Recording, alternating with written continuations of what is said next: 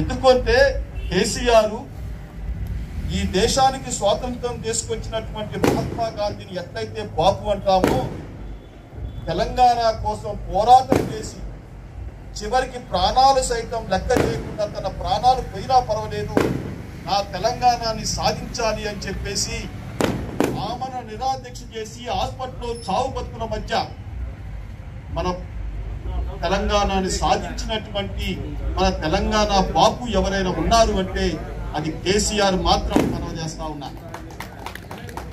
ఇవాళ అధికారంలో ఉన్నటువంటి పార్టీ ముఖ్యమంత్రికి మంత్రులకి సమన్వయం లేదు, మంత్రులకి ఎమ్మెల్యేకి సమన్వయం లేదు, ఎమ్మెల్యేలకి కార్యకర్తలకి సమన్వయం లేదు.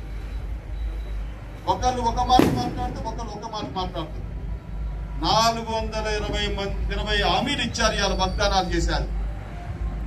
ఇవాళ ఆ 420 వాగ్దానాలలో ఎన్ని వాగ్దానాలు చేశారు వాళ్ళు ఆత్మవిమర్శ చేసుకోవాల్సిన అవసరం ఉంది. ఇవాళ రైతు బంధు కానీ, రైతు బీమా కానీ, ఇవాళ ఎక్కడ చూసుకున్న పెన్షన్స్ కానీ, వాళ్ళ పరిస్థితి ఘోరమైన పరిస్థితి. ఇవాళ ఏ పల్లెటూరు పో, ఎక్కడికి పో, ఇవాళ కేసీఆర్ నయం.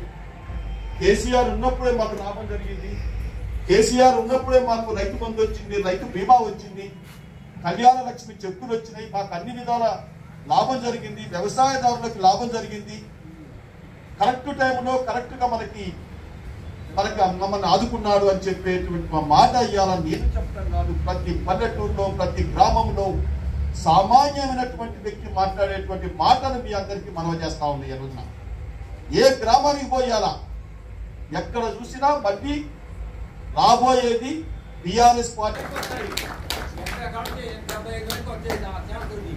వాళ్ళ పరిస్థితి అట్టుంది.